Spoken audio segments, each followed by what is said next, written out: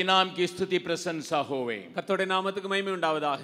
लगातार हम परमेश्वर के सम्मुख में बैठ के अपने वेदनाओं को और दर्दों को सुनाने के लिए हमें मौका मिला है। நாம் தொடர்ச்சியாக தேவனுடைய சமூகத்திலே அமர்ந்திருந்து நம்முடைய வேதனைகளையும் நம்முடைய துக்கங்களையும் பகிர்ந்து கொண்டு இருக்கிறோம். हम अपने विचारों को या अपना जीवन की बातों को लाते नहीं हैं, நாம் நம்முடைய சொந்த வாழ்க்கைக்கு அடுத்த காரியங்களை கொண்டு வருவதில்லை, परंतु परमेश्वर के राज्य के विषय में हम चिंता करते हैं। நாம் ஆண்டவருடைய ராஜ்யத்துக்கு அடுத்த காரியங்களை குறித்து கவலைப்படுகிறோம். जब हम उसके राज्य के लिए हम चिंता करते हैं, எப்பொழுது நாம் அவருடைய ராஜ்யத்தின் அடுத்த காரியங்களை கவலைப்படுகிறோம், वो हमारे बोझों को अपने ऊपर ले लेता है, நம்முடைய தேவைகளையும் நம்முடைய காரியங்களையும் அவர் தமதாக்கிக் கொள்கிறார். लेकिन हमेशा इस बात को याद रखिएगा, ஆனால் எப்பொழுதும் இதை ஞாபகத்தில் வைத்துக் கொள்ளுங்கள். हम कभी कभी सोचते हैं हमारी वेदना दर्द ज्यादा है, நாம் अनेक நேரங்களில் நினைக்கிறோம் என்னுடைய வேதனையும் என்னுடைய துக்கமும் ரொம்ப அதிகம். लेकिन परमेश्वर के लोगों के जीवन चरित्र से मैं ये देखता हूं, ஆனால் ஆண்டவருக்கு ஊழியம் செய்த தேவனுடைய தாசருடைய வாழ்க்கையிலிருந்து நான் இதை அறிந்து கொண்டேன். और परमेश्वर की वेदना हमारे वेदना से अधिक है। ஆண்டவருடைய வேதனையானது நம்முடைய வேதனைகளை காட்டிலும் மிக அதிகம். हन्ना जो है अपने चिंता से प्रभु के सम्मुख में रोती रही, प्रार्थना करती रही और दुखित होती रही। அன்னாள் தேவனுடைய சமூகத்திலே தன்னுடைய துக்கங்களை சொல்லி அவள் ஜெபித்து புலம்பிக் கொண்டிருந்தாள். लेकिन परमेश्वर के लिए एक जन का आवश्यकता था जो देश में सच्चाई से उसकी सेवा कर सकें। தேசத்திலே உண்மையாய் ஊழியம் செய்ய வேலை செய்ய ஆண்டவருக்கு ஒரு ஆட்களுக்கு ஒரு நபருக்கு தேவை இருந்தது. ये भविष्यद्वक्ता और याजक के रूप में एक जन का आवश्यकता परमेश्वर के लिए दरकार पड़ा। इसलिए जब तक उस बात को वो समझी नहीं तब तक परमेश्वर उसको उसी हालत में रख छोड़ा। ஆண்டவருக்கு ஒரு தீர்க்கதரிசியாக ஒரு ஆசாரியனாக வேலை செய்வதற்கு ஒரு நபருடைய தேவை இருந்தது. அதை தெரிந்து கொள்ளுகிற வரைக்கும் அவள் அழுது கொண்டே இருந்தாள்.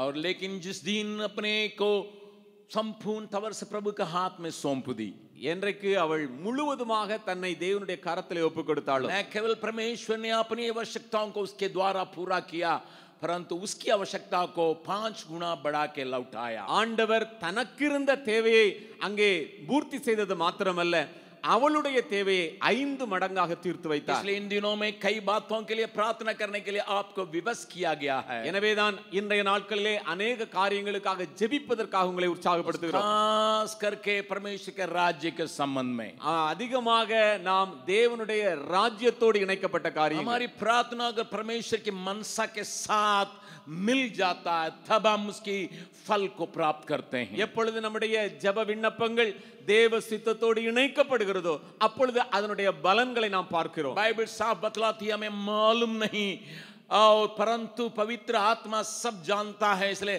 पवित्र आत्मा हम में से होके जब प्रार्थना करने लगता है तब काम बहुतायत देखने को मिलता है। நாம் வேண்டிக் கொள்ளுகிறது இன்னதென்று அறியாமல் இருக்கிறபடினாலே பரிசுத்த ஆவியானவர் நம்மோடு கூட இணைந்து அவர் வேண்டுதல் செய்கிறபடினாலே நாம் பலன்களை பெற்றுக் கொள்கிறோம். इसलिए आत्मा को हमारे द्वारा प्रार्थना करने के लिए मौका देने के लिए हर एक विश्वासी को परमेश्वर का वचन याद दिलाती है। எனவேதான் பரிசுத்த ஆவியானவரை இந்த ஜெபத்திலே தன்னோடு இணைத்துக் கொள்ளும்படியான காரியத்தை வேத வசனத்தின் மூலமாக நாம் கற்றுக்கொள்கிறோம். देश में नाना प्रकार की बातों को परमेश्वर का आत्मा बहुत अच्छी तरह से पहचानने की वजह से, शत्रुओं के काम को दूर से पहचानने की वजह से वो हमें प्रार्थना करने के लिए उस ढंग से उबारता है। பரிசுத்த ஆவியானவர் தேசத்திலே நடக்கிற காரியங்களையும் சத்ருவாகிய பிசாசுனுடைய अनेक உபாய தந்திரங்களையும் அறிந்திருக்கிறபடினாலே நம்மை அதற்கு ஏற்ற விதத்திலே ஜெபிக்கும்படியாய் நம்மை உற்சாகப்படுத்துகிறார். जरूर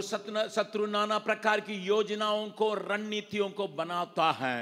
சத்ருவானவன் अनेक விதமான காரியங்களையும் உபாய யுக்திகளையும் அவன் ஏற்படுத்தி கொண்டிருக்கிறான். और परमेश्वर उन बातों को सामना करने के लिए अपने लोगों को खड़ा करता है। அப்படிப்பட்டதான அவனுடைய தந்திரங்களை எதிர்த்து நாம் நிற்கும்படியாக ஆண்டவர் தம்முடையவர்களை ஆயத்தப்படுத்துகிறார். परमेश्वर के सामने शैतान की सारी षड्यंत्र जो है छिपा नहीं है। आ தேவனுடைய கண்களுக்கு முன்பதாக சத்ருவினுடைய உபாயங்கள் மறைந்திருக்கவில்லை. इसलिए वो अपने लोगों को उत्साहित करता है, प्रकाश देता है ताकि हम उसके लोग तैयार हो सकें। எனவேதான் ஆண்டவர் தம்முடைய ஜனங்களுக்கு வெளிச்சத்தை கொடுக்கிறார், அவர்களை உருவாக்குகிறார். அப்படிப்பட்ட காரியங்களுக்கு எதிர்த்து நிற்கும்படியாக. इसलिए मैंने कल कहा था, எனவேதான் நேற்றைய தினத்திலே நான் சொன்னேன், इस उपवास प्रार्थना एक विशेष प्रार्थना है जिसमें हम परमेश्वर के प्रकाश को पाके उसी में अपने को लगने के लिए बल प्राप्त करें. எனவேதான் இந்த உபவாச நாட்களை குறித்து நான் நேற்றைய தினத்தில் சொன்னேன். நாம் தேவனிடத்திலிருந்து அந்த வெளிச்சத்தை பெற்றுக்கொண்டு அதிலிருந்து கிடைக்கிற பலத்தோடு கூட நாம் காரியங்களை எதிர்கொள்வதற்காக. मैंने कल आपके सामने कुछ बातों को लाने के लिए कोशिश किया. आने वाले दिनों में और खास करके आने वाले साल में किस प्रकार की क्रिया को शत्रु करने जा रहा है. வரக்கூடிய புதிய ஆண்டிலே சத்ருவாகிய பிசாசானவன் எப்படிப்பட்ட காரியங்களை எல்லாம் கொண்டு வர போகிறார் என்பதை நேற்று தினத்திலே கொஞ்சம் உங்களுக்கு சொன்னேன். सामना करने के लिए उसके ऊपर विजय प्राप्त करने के लिए हमें किस प्रकार का ताकत का आवश्यकता है करके मैं शुरू किया था. அவைகளுக்கு எதிர்த்து நாம் நின்று அவைகளின் மேலே நாம் வெற்றி சிறப்பதற்கு நமக்கு வேண்டிய பலத்தை குறித்து நான் உங்களோடு கூட பேச ஆரம்பித்தேன். कल मैंने कहा था 4 प्रकार की अंधकार की ताकतें मिलके काम करने के इस साल में हम प्रवेश करने वाले हैं. நேற்றைய தினத்திலே நான் உங்களுக்கு சொல்லியபடி வரக்கூடிய ஆண்டிலே 4 விதமான இப்படிப்பட்ட ஆவிகள் இணைந்து சிறிய கிரியை செய்யக்கூடிய ஒரு காலகட்டத்துக்குள் பிரவேசிக்க இருக்கிறோம். अलग-अलग काम करने के समय उन्होंने बहुत बर्बादी को लाया था. தனித்தனியாக கிரியை செய்த பொழுது அதிகமான பாதிப்புகளை உண்டு பண்ணியிருந்தது. लेकिन अगर वे मिलके काम करेंगे बहुत और जबरदस्त बर्बादी को ला सकता है. அதே ஆவிகள் இணைந்து கிரியை செய்யும்போது இன்னும் அதிகமான பாதிப்புகளை உண்டு பண்ண முடியும். इसलिए परमेश्वर के लोगों को मिलके परमेश्वर की ताकत को अपनाते हुए आगे बढ़ने की आवश्यकता है. எனவே தேவனுடைய பிள்ளைகளாகிய நாம் இணைந்து தேவனுடைய வல்லமையோடு கூட அவைகளுக்கு எதிர்த்து நிற்க வேண்டிய அவசியம் உண்டு. मैं कल एक बात को और भी कह रहा था. நேற்றைய தினத்தில் இன்னும் ஒரு காரியத்தை சொன்னேன். पुराना नियम की सारी घटनाएं, सारे लोग जो परमेश्वर के हैं उस वचन के आधार पर आगे बढ़ते थे जो उत्पत्ति का 3 अध्याय का 15वां पद में पाया जाता है. ஆதியாகமம் 3வது அதிகாரம் அதனுடைய 15வது வசனத்தை ஆதாரமாக கொண்டு பழைய ஏற்பாட்டினுடைய எல்லா சம்பவங்களும் காரியங்களும் அங்கே நடந்தது என்பதை நேற்று தினத்தில் சொன்னேன். परमेश्वर के लोग भी इस पहचान के आगे बढ़ा.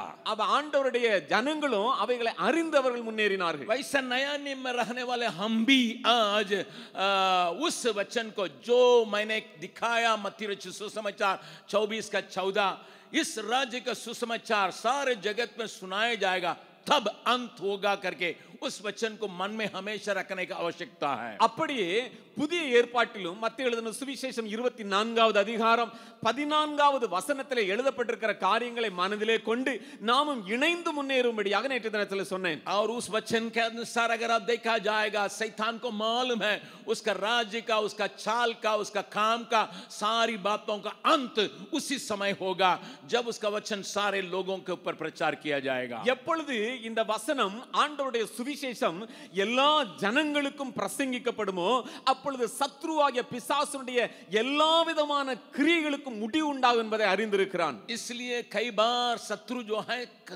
परमेश्वर की कलीसिया के अंदर लोगों को अपनी बातों में उलझने के लिए लगा देता है. எனவேதான் சபைகளுக்குள்ளாக சத்ருவாகிய பிசாசானவன் தன்னுடைய காரியங்களிலே அந்த ஜனங்களை அடக்கி வைத்து அவர்களை அடக்கி வைக்கும்படியான காரியங்களை செய்கிறான். वो बाहर की बातों को देखने की ताकत को खोने के लिए कार्य करता है. அவன் அப்படியாய் காரியம் செய்து வெளியே உள்ள காரியங்களிலே கவனம் செல்லாதபடிக்கு காத்துக்கொள்ள முயற்சி செய்கிறான். और इसलिए हम उसको पहचानना जरूरी है और उसको पहचान के होशियारी के साथ काम करने की आवश्यकता है. எனவேதான் அவனுடைய தந்திரங்களை நாம் அறிந்து கொண்டு மிகவும் ஜாக்கிரதையாய் செயல்பட வேண்டிய அவசியம் உண்டு. माइन 4 आत्मा जब पुराना नियम में अपने काल में किस प्रकार कार्य कर रही थी उसको मैं दिखा के आजकल की बातों के साथ मिलाने के लिए चाहता हूं ताकि इस गुप्त बात को आप समझ सकें. பழைய ஏற்பாட்டு காலத்திலே இந்த 4 ஆவிகளும் எப்படிப்பட்ட காரியங்களை செய்தது என்பதை சொல்லி இன்றைய நாட்களோடு உள்ள காரியங்களோடு சம்பந்தப்படுத்தி பேச விரும்புகிறேன். लेकिन इस बात को भूलिए मत, उन दिनों में अलग-अलग काम किया लेकिन अभी मिलके काम करेगा. ஆனா இது ஒரு நாள் மறந்து விடாதீர்கள். பழைய ஏற்பாட்டு நாட்களிலே தனித்தனியாய் கிரியை செய்தது செய்தது வரக்கூடிய நாட்களில் இணைந்து கிரியை செய்ய போகிறது. पहले मैंने कहा था फिरौन की आत्मा ने किस प्रकार कार्य किया. முதலாவதாக நான் உங்களுக்கு சொல்வேன் பார்வோனின் ஆவி எப்படி கிரியை செய்தது. अगर उसका पहचानना है उसमें 5 बातों को मैं कहने जा रहा हूं. அந்த ஆவியினுடைய காரியங்களை நீங்கள் அறிந்து கொள்ளும்படியாக 5 காரியங்களை உங்கள் மத்தியில் வைக்க விரும்புகிறேன். फिरौन के आत्मा का कार्य क्या है, பார்வோனினுடைய ஆவியினுடைய கிரியைகள் என்ன, उन दिनों में क्या किया, அந்த நாட்களிலே என்ன செய்தது. मैं आपको इसलिए ला रहा हूं இதற்காகத்தான் அவைகளை சொல்லுகிறேன். क्योंकि उद्धार की बातें इजरायलियों के जीवन में प्रकट होने की बातों को वहां पर मिस्र देश में हम देखते हैं. அங்கே எகிப்து தேசத்திலே இஸ்ரவேல் ஜனங்களுக்குள்ளே ஒரு விடுதலையின் காரியம், ரட்சிப்பின் காரியத்தை பார்க்கிறோம். उनका छुटकारा किस प्रकार होगा, वैसे ही लोगों का, दुनिया के लोगों को छुटकारा के लिए नियम बांधा हुआ है परमेश्वर की योजना के अनुसार. எப்படியாக இஸ்ரவேல் ஜனங்களுடைய விடுதலை உண்டாகியதோ அப்படியே உலக மக்களுடைய விடுதலை உண்டாகும் என்பதை அங்கே நாம் பார்க்க முடியும். इसलिए उसको रोकने के लिए शत्रु काम कर रहा था. எனவேதான் அவைகளை நிறுத்தும்படியான காரியத்தை சத்ரு செய்தான். उसके लिए फिरौन को उसने इस्तेमाल किया. அதற்காக பார்வோனை அவன் உபயோகப்படுத்தினான். जैसा मैंने कहा 5 बातों मैं आपके सामने लाऊंगा. நான் சொல்லியபடியே 5 காரியங்களை உங்கள் மத்தியிலே கொண்டு வருவேன். आप मेरे साथ खोलिएगा निर्गमन के पहला अध्याय. முதலாவதாக என்னோடு கூட சேர்ந்து திருப்பிக் கொள்ளுங்கள் யாத்திராகமம் முதலாவது அதிகாரம். उसी में कई बातों को हम देख सकते हैं. அதிலே अनेक காரியங்களை நாம் பார்க்க முடியும். निर्गमन उसका पहला अध्याय को आप खोल के रखिएगा. யாத்திராகமம் முதலாவது அதிகாரத்தை திருப்பி வைத்துக் கொள்ளுங்கள். पहले उसकी बात को हम समझने के लिए कोशिश करेंगे. முதலாவதாக ஒரு காரியத்தை நாம் பார்க்க முயற்சி செய்யலாம். आओ वहां 9वां पद को देखिएगा. 9வது வசனத்தை பார்க்கலாம். 9 और 10 को देखेंगे. 9 10 वसनங்கள். फिरौन ने अपनी प्रजा से कहा, देखो इजरायली हमसे गिनती और सामर्थ में अधिक बढ़ गए हैं, इसलिए आओ हम उनके साथ बुद्धिमानी से बर्ताव करें, कहीं ऐसा न हो कि जब वे बहुत बढ़ जाएं और यदि संग्राम का समय आ पड़े तो हमारे बैरियों से मिलकर हमसे लड़ें और इस देश से निकल जाएं. பார்வோன் தன் ஜனங்களை நோக்கி, இதோ இஸ்ரவேல் புத்திரராகிய ஜனங்கள் நம்மிலும் ஏராளமானவர்களும் பலத்தவர்களுமாய் இருக்கிறார்கள்.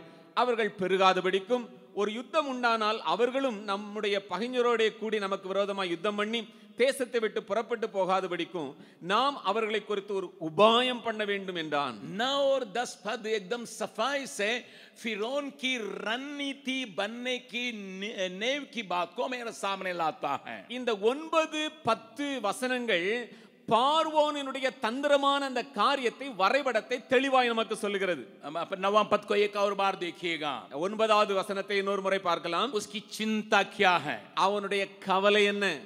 इजरायली लोगों के जगह पर परमेश्वर के लोग करके आप ले लीजिएगा. இஸ்ரவேலர்கள் என்று எழுதப்பட்டிருக்கிற இடத்திலே தேவ ஜனங்கள், தேவனுடைய ஜனங்கள் என்று எடுத்துக்கொள்ளுங்கள். जरूर उन दिनों में सारे इजरायली परमेश्वर के राह पर नहीं चलते थे. அந்த நாட்களிலே முழு இஸ்ரவேலினுடைய ஜனங்களும் தேவனுடைய வழியிலே நடக்காமல் இருந்தார்கள். लेकिन इजराइल समझने से हम आज अपनी कलीसिया को, अपने लोगों को समझने का आवश्यकता है. ஆனால் இஸ்ரவேல் என்று சொல்லும் பொழுது நம்முடைய ஜனங்களையும் நம்முடைய சபையையும் நாம் எடுத்துக்கொள்ள முடியும். वो एक तस्वीर है, அது ஒரு வரைபடம். इसलिए आप उसको देखने की आवश्यकता है. எனவே நீங்கள் அதை பார்க்க வேண்டிய அவசியம் உண்டு. उनको 2 शब्दों को यहाँ इस्तेमाल करता है. அங்கே 2 வார்த்தைகள் குறிப்பிடப்பட்டிருக்கிறது. गिनती में भी इनको बढ़ने नहीं देना है, सामर्थ्य में भी बढ़ने नहीं देना है. எண்ணிக்கையிலும் அதிகமாயிரக்கூடாது, பலத்திலும் அதிகமாயிரக்கூடாது. आज भी शत्रु इस काम को करने के लिए तत्पर है. இன்றைக்கும் சத்துரு அவைகளை செய்வதற்கு அவன் முயற்சி செய்கிறான். प्यारों थोड़ा ध्यान से सुनिएगा. ஜனங்களே கொஞ்சம் கவனமாய் கேளுங்கள். आज भी उसकी विचार यही है. அவனுடைய யுக்தியும் அவனுடைய எண்ணங்களும் அப்படித்தான் இருக்குது. गिनती में भी बढ़ना नहीं है, எண்ணிக்கையிலும் அதிகமாயிரக்கூடாது, सामर्थ में भी बढ़ना नहीं है. அவருடைய பலத்திலும் அதிகமாயிரக்கூடாது. आजकल अगर न्यूज़पेपर को आप पढ़ते हैं, ஒருவேளை நீங்கள் இன்றைய நாட்கள் நியூஸ் பேப்பரை படிப்பீர்களானால், या न्यूज़ चैनल से रिपोर्ट को देखते हैं, ஒருவேளை நியூஸ் சேனலை பார்ப்பீர்களானால் इस बात को साफ तौर से आप देख सकते हैं. இந்த காரியத்தை மிக தெளிவாக நீங்கள் பார்க்க முடியும். 1 महीना के पहले यूपी में लव जिहाद करके एक बिल को लोगों ने पास किया था. யூபியிலே 1 மாதத்துக்கு முன்பதாக லவ் ஜிஹாத் என்கிற ஒரு பில்லை அவர்கள் பாஸ் பண்ணினார்கள். धर्म परिवर्तन के विरोध में वहां एक कानून बनाया गया है. அங்கே மத மாற்றத்துக்கு விரோதமாக ஒரு சட்டம் இயற்றப்பட்டது. और बीते हफ्ता मध्य प्रदेश में ये उसी बात को कॉपी किया गया है. இப்பொழுது சில நாட்களுக்கு முன்னதாக மத்திய பிரதேசத்திலும் அதே காரியம் அங்கே கொண்டு வரப்பட்டது. कुछ महीना के पहले हरियाणा में इस बात की गई थी. சில மாதங்களுக்கு முன்பதாக ஹரியானாவுக்கு கொண்டு வரப்பட்டது.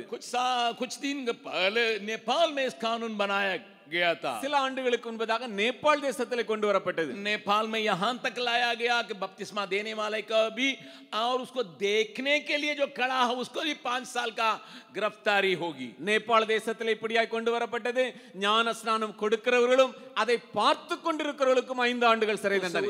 उस सर्विस में जितने लोग भाग लेंगे उनको भी 5 साल भीतर जाना पड़ेगा. அந்த பேப்டிசம் சர்வீஸ்ல எத்தனை பேர் அங்க கலந்து கொள்கிறாங்களோ அவங்களுக்கும் தண்டனை. इस प्रकार हमारे चारों तरफ कई देश का या कई प्रांतों का कानून बनाया जाता है. இப்படியாக நம்மை சுற்றிலும் अनेक மாநிலங்களிலே இடங்களிலே இப்படிப்பட்ட சட்டங்கள் கொண்டு வரப்படுகிறது. पहले से है जरूर, முன்பு இருந்தே இந்த காரியங்கள் இருக்கிறது உண்மைதான். उसका और कड़ी किया जा रहा है. இப்பொழுது இன்னும் அதை கடினமாக்கி கொண்டிருக்கிறார்கள். ओडिशा से ये शुरू हुआ था. ஒரிசாவிலிருந்து இது ஆரம்பமாகியது. और धीरे धीरे करके अन्य राज्यों में भी इसका कानून बनाया गया है. இப்ப கொஞ்சம் கொஞ்சமாக மற்ற மாநிலங்களிலும் அது வந்து கொண்டிருக்கிறது. मैं अनुमान करता हूं कि आने वाले दिनों में पूरा देश के लिए ये कानून बन जाएगा. நான் இப்படியாக நான் யோசிக்கிறேன், வரக்கூடிய நாட்களிலே முழு தேசத்திலும் இந்த சட்டம் கொண்டு வரப்படும். उस कानून को मैंने पढ़ा था. அந்த சட்டத்தை நான் வாசித்தேன். वो पूरा कानून को मैंने पढ़ने के लिए कोशिश किया. அந்த சட்டம் முழுவதையும் நான் வாசிக்க ஆரம்பித்தேன். अगर आप किसी के पास जाके यीशु मसीह के ग्रहण करो अनंत जीवन तुम्हारा होगा कहने से वो प्रलोभन हो जाता है. उसके चलते आप एक जुर्म के योग्य व्यक्ति बन जाएंगे. ஒருவேளை யாரிடத்திலாவது நீங்கள் போய் இயேசு கிறிஸ்துவை ஏற்றுக்கொள் உனக்கு நித்திய ஜீவன் கிடைக்கும் என்று சொன்னாலே நீங்கள் ஏதோ ஒன்றை காட்டி ஆசையாய் அவர்களை நீங்கள் வசைப்படுத்துகிறீர்கள் என்று கொண்டு வந்து விடுவார்கள். और लोग ये सोचते हैं, ஜனங்கள் இப்படி நினைக்கிறாங்க, मैंने तो पैसा नहीं दिया, நான் தான் பணம் கொடுக்கலையே, या किसी पदवी को नहीं दिया, நான் ஏதோ பதவி கொடுக்கலையே, या कॉलेज में सीट देने के लिए बोला, நான் படிப்பதற்கு கல்லூரியில சீட் வாங்கி கொடுக்கலையே, या अन्य लड़कियों को शादी देने के लिए मैं बोला नहीं, நான் ஏதோ பிள்ளை உனக்கு திருமணம் பண்ணி கொடுக்கன்னு ஆசை வார்த்தை காட்டலையே. ना ना ना ना उस प्रकार की बातें नहीं है. அப்படிப்பட்ட காரியங்கள் மட்டுமல்ல, बाइबल एक साफ से बतलाती है जो कोई प्रभु यीशु मसीह पर विश्वास करेगा वो अनंत जीवन का भागीदार होगा. हालेलुया. வேதம் மிக தெளிவாய் சொல்லுகிறது, இயேசு கிறிஸ்துவை விசுவாசிக்கிற எவனும் நித்திய ஜீவனை பெற்றுக் கொள்ளுகிறான். और इसलिए हम हमेशा यूहन्ना 3 अध्याय का 16 पद को पढ़ते हैं. எனவே நாம் எப்பொழுதுமே யோவான் 3வது அதிகாரம் 16வது வசனத்தை படிக்கிறோம். ये परमेश्वर ने जगत से इतना प्यार किया जो कोई यीशु मसीह पर विश्वास करेंगे वो अनंत जीवन पाएंगे. உலகத்திலே இவ்வளவாய் தேவன் அன்பு கூர்ந்தபடியினாலே தன்னுடைய சொந்த குமாரனை அனுப்பினார். விசுவாசிக்கிறவன் நித்திய ஜீவனை பெற்றுக் கொள்கிறான். नाश नहीं होंगे, அவன் அழிக்கப்படுவதில்லை, நாசம் போவதில்லை. हम सुसमाचार समझते हैं. இதை நாம் நற்செய்தியாக நாம் எண்ணுகிறோம். इसी को हम दूसरों को देने के लिए कोशिश करते हैं. இதைத்தான் மற்றவர்களுக்கு கொடுப்பதற்கு நாம் முயற்சி செய்கிறோம். जो कोई यीशु मसीह पर विश्वास करेंगे, யார் இயேசுவை விசுவாசித்தாலும் उसके किए हुए बलिदान पर विश्वास करेंगे, அவருடைய காரியங்கள் சிலுவையிலே நடந்ததை நம்பும் பொழுது अनंत जीवन उसका है. நித்திய ஜீவன் அவனுக்காகும். लेकिन अभी यूपी में जो कानून बना है, ஆனால் இப்பொழுது யூபியிலே கொண்டு வந்திருக்கிற அந்த சட்டம், जिसको एमपी ने अपनाया, எதை எம்பியிலே உள்ளவர்களும் இப்பொழுது தமதாய் अगर கொண்டார்கள். आप किसी के साथ अनंत जीवन की बात को कहेंगे तो भी आप धर्म परिवर्तन के लिए कोशिश करते हैं, इसलिए आप दंडनीय हैं. நீங்கள் ஒருவேளை நித்திய ஜீவனை குறித்து யாரிடத்திலே ஆகிலும் நீங்கள் பேசுவீர்களானால் நீங்கள் மதம் மாற்றம் செய்கிறவர்களாய் ஆகி குற்றவாளிகளாக்கப்படுவீர்கள். इसलिए ये कानून बनाया गया ताकि आप किसी से भी यीशु का नाम तक नहीं बतलाएं. எனவே சட்டம் இப்படியாய் கொண்டு வரப்பட்டிருக்கிறது, நீங்கள் யாரிடத்திலும் போய் இயேசு என்கிற வார்த்தையை சொல்லக்கூடாது. प्यारों, मेरी बात को थोड़ा ध्यान से देखिए. எனக்கு பிரியமானவர்களே, இந்த காரியங்களை கவனமாய் கவனியுங்கள். जब मैं छोटा सा लड़का जैसा था, நான் எப்பொழுது ஒரு சின்ன பையனுடைய ஸ்டேஜில் இருந்தனோ, और छुट्टी में मैं अपने रिश्तेदार के यहाँ जाया करता था. நான் விடுமுறை நாட்களில் என்னுடைய ரிலேட்டிவ்ஸ் வீட்டுக்கு நான் போறது உண்டு. क्योंकि हम लोग शहर में रहने वाले थे ஏனென்றால் நாங்கள் பட்டணத்தில் இருக்கிறவர்களா இருந்தோம். और इसलिए देहात में रहने वाले हमारे रिश्तेदारों के पास जाने वाले थे. எனவே கிராமத்தில் இருக்கிற உறவினர்களுடைய வீட்டுக்கு நாங்கள் போவதுண்டு. और यहाँ हमारे साथ काम किए थे अम्ब्रोस भैया, उनके घर उनका बाप माँ जो है स्कूल में टीचर और चर्च में काम करने वाले थे. நம்மிடத்திலே முன்பதாக ஊழியம் செய்த அம்ப்ரோஸ் அண்ணன் அவருடைய தகப்பனார் அவர்கள் அங்கே சபையிலே பள்ளிக்கூடத்திலே டீச்சராகவும் சபையிலே அங்கே போதகராகவும் இருந்தார்கள். और वहाँ उनका पास स्कूल बिल्डिंग और उनका घर सटा हुआ था. அங்கே அவர்கள் வேலை பார்க்குற பள்ளிக்கூடமும் அவருடைய வீடும் அங்கே ஒட்டி இருந்தது. और चर्च भी वहीं पाया जाता था. சர்ச் அங்கே தான் இருந்துச்சு. और चारों तरफ पेड़ पौधे लगाए जाते थे. நாலாபுரமும் நல்ல பச்சை பசேர்னு மரங்கள் இருந்தது. खेत वगैरह पाया जाता था. நல்ல வயல்வெளிகள் நிறைந்த இடம். और बहुत कुंड वगैरह पाया जाता था पानी में नहाने के लिए. அங்கே குளம் அங்கே குட்டைகள் என்று நிறைய குளிப்பதற்கு வசதிகள் உண்டு. इसलिए वहाँ मजा लेने के लिए मैं बचपन में जाया करता था. எனவே விடுமுறை என்ஜாய் பண்ணுவதற்கு அங்கே போவதுண்டு. मैं एक बार अपना मामू के साथ वहाँ गया. நான் ஒரு முறை என்னுடைய மாமாவோடு கூட அங்கே போனேன். मेरा मामू और मुझ में ज्यादा फर्क नहीं रहा. என்னுடைய மாமாவுக்கும் எனக்கும் இடையில வயது ரொம்ப பெரிய வித்தியாசம் இல்லை. हम लोग बहुत दोस्त थे. எனவே நாங்க ஒரு நண்பர்களாக இருந்தோம். इसलिए जहाँ जाते थे साथ जाते थे. எனவே எங்கெல்லாம் போவோமோ அங்கெல்லாம் நாங்க இணைந்து போவதுண்டு. छुट्टी काटने के लिए मैं वहाँ पर एक बार गया. அங்க லீவு நாட்களை ஸ்பெண்ட் பண்றதுக்கு அங்க போனோம். हमारे वो बड़ा पापा के घर के पीछे जो है अन्य लोगों का खेत पाया जाता था जिसमें केला का खेती रहा. என்னுடைய பெரியப்பா வீட்டுக்கு பின்புறமாக மற்றவர்களுடைய தோட்டம் இருந்தது. அதுல நல்ல வாழை மரம் பெருசா வளர்ந்திருந்தது. पूरा उस इलाका में पूरा आप देख सकते हैं जो स्टैनली डॉक्टर का गांव है. டாக்டர் ஸ்டான்லி நம்மளோட இருந்தவங்க அவங்களுடைய கிராமத்தை குறித்து சொல்லுகிறேன். அந்த இடம் முழுசும் நீங்க பாத்தீங்கன்னா और खेत में तो पूरा बाड़ा नहीं बांधा जाता है. அவங்க வயல்வெளிகளுக்குன்னு சொல்லி அங்க அடைப்பு எதுவும் இருக்காது.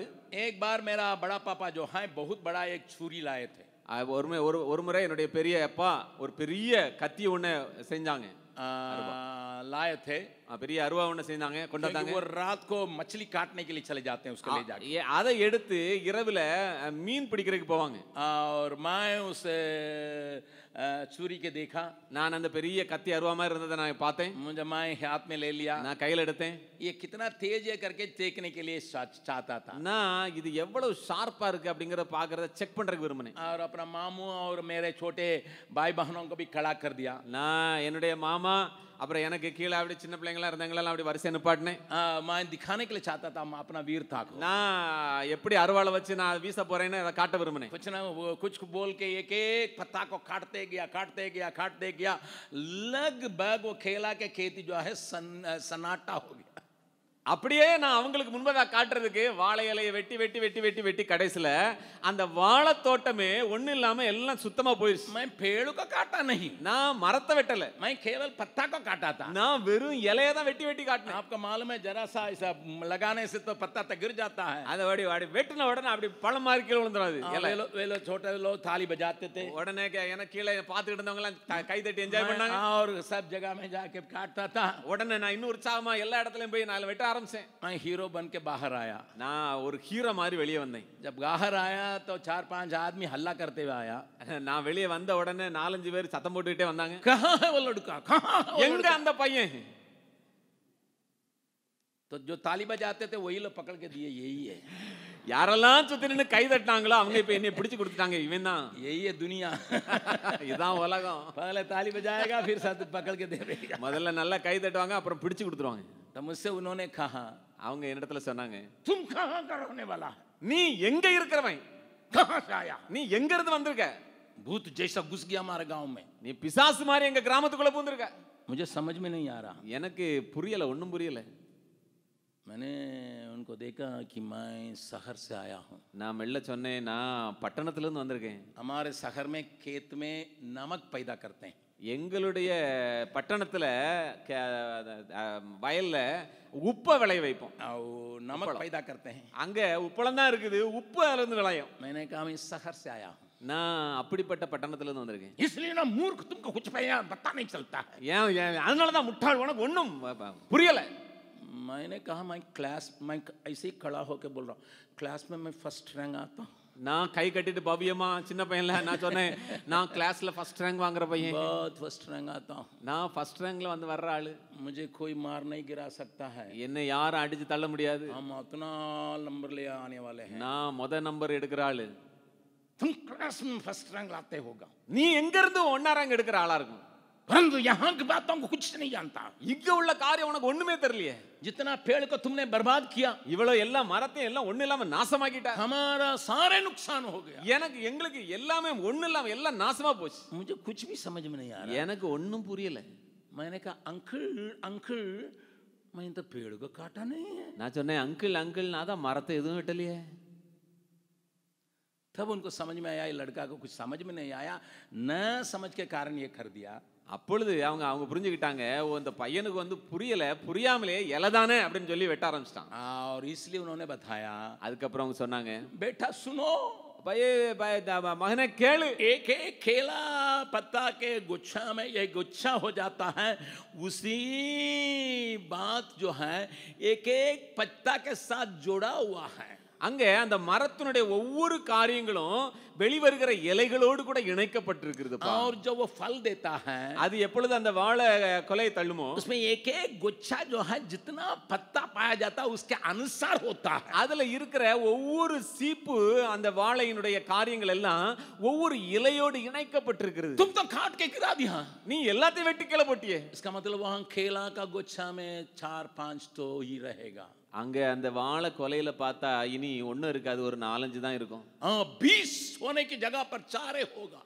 20 சீப்பு இருக்கிற வேண்டிய இடத்துல 4 சீப்பு தான் இருக்கும். तब भी मुझे धक्का लगा, அப்பதான் எனக்கு ஒரு பெரிய அதிர்ச்சியா இருந்துச்சு. मैंने कितना बड़ा नुकसान पहुंचा दिया इस आदमी को. நான் இந்த மனுஷனுக்கு எவ்வளவு பெரிய இழப்பை கொண்டு வந்துட்டேன். क्योंकि लगभग 50 पेड़ को मैंने सत्यानाश किया. கிட்டத்தட்ட 50 வாழை மரத்தை நான் அந்த இலையை வெட்டியிருக்கேன். अपने शूरवीरता को दिखाने, என்னுடைய பலத்தை காட்டுறதுக்காக. उनको मैं बड़ा नुकसान पहुंचा दिया. ஆனா அவருக்கு பெரிய இழப்பை கொண்டு வந்துட்டேன். प्यारो, मैं आपको बतलाने के लिए चाहता हूं, பிரியமானவர்களே, உங்களுக்கு நான் சொல்ல விரும்புறேன், शत्रु वही काम करता है. இன்றைக்கும் சத்ருவானவன் அதே வேலையை செய்கிறான். शायद पेड़ को नहीं काटेगा, அவனுடைய அந்த மரத்தை ஒருவேளை வெட்டாம पेड़ में இருக்கலாம். निकले हुए पत्तों को काटेगा, மரத்திலிருந்து வெளிவருகிறதான இலைகளை வெட்டுமா, ताकि विश्वासियों की संख्या न बढ़ने पाए. ஏனென்றால் விசுவாசிகளுடைய எண்ணிக்கை அதிகமாகாமல் போகட்டும். और इस बात से अगर आप होशियार नहीं रहेंगे, இந்த காரியத்தை குறித்து நீங்கள் கவனம் இல்லாமல் இருப்பீர்களானால், तो शत्रु अपना कार्य को बहुत चतुराई से करने के लिए पहले से योजना बना चुका है.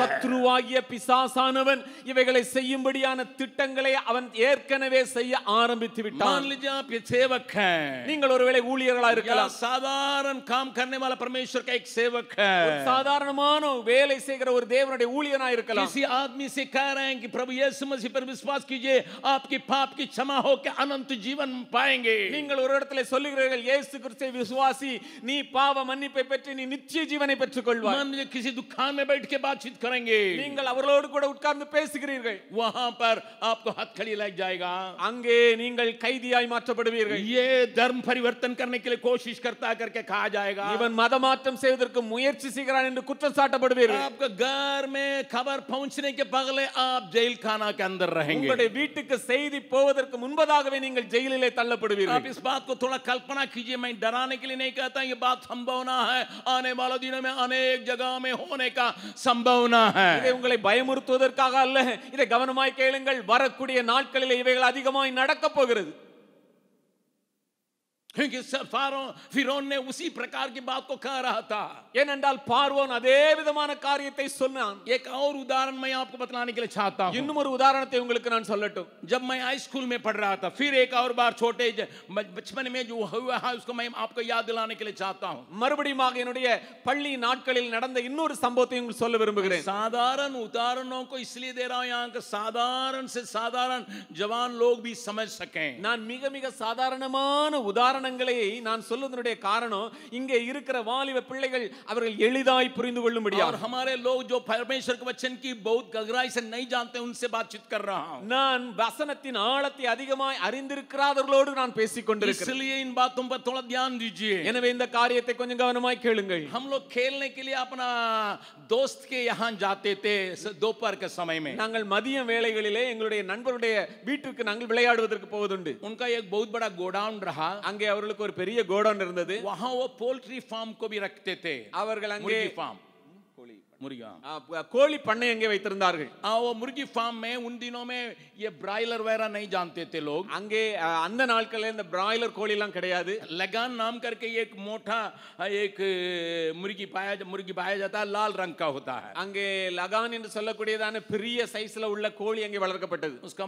उसका अंडा थोड़ा बड़ा होता है. அதனுடைய முட்டை வந்து நல்ல பெருசா இருக்கும். वो ज्यादा अंडा देते हैं. அது அதிகமான முட்டை கொடுக்கும். उसी को वहां पालन करते थे. அந்த கோழியை அங்கே வளர்த்தார்கள். और जब हम लोग खेलते रहते थे, நாங்க விளையாடி கொண்டே இருந்தோம். लोग अंडा खरीदने के लिए आते थे. அங்கே அவர்கள் முட்டை வாங்குவதற்கு நிறைய பேர் வருவாங்க. अंडा खरीदने के लिए जब आते थे, முட்டை வாங்குவதற்கு அவங்க வரும்போது और अंडा वाला खरीदने के लिए जो आया उससे हमारे दोस्त पूछता था, அங்கே முட்டை வாங்க வர இடத்துல என்னுடைய நண்பன் அப்படியே கேட்பான், किस काम के लिए अंडा चाहिए? என்ன வேலைக்காக முட்டை வேணும்? मैंने सोचा किस काम के लिए, खाने के लिए अंडा चाहिए. நான் நினைச்சேன் எதுக்குன்னு கேட்கறாங்க, முட்டை எதுக்கு வாங்குவாங்க? சாப்பிட்றதுக்கு தான். आमलेट बनाने के लिए या और काम के लिए? அந்த ஒரு நண்பன் எப்படி கேட்பான், ஆம்லெட் பண்ணி சாப்பிடுறதுக்கா இல்ல வேற வேலைக்கா? लोग कहते थे आमलेट बना के भी खाने के लिए. வர்றவங்க சொல்லுவாங்க ஆம்லெட் பண்ணி சாப்பிடுறதுக்கு. वो कहता था अगर आमलेट बना के खाना है अंडा 1 रुपया, ஆம்லெட் போட்டு சாப்பிடணும்னா முட்டை 1 ரூபா.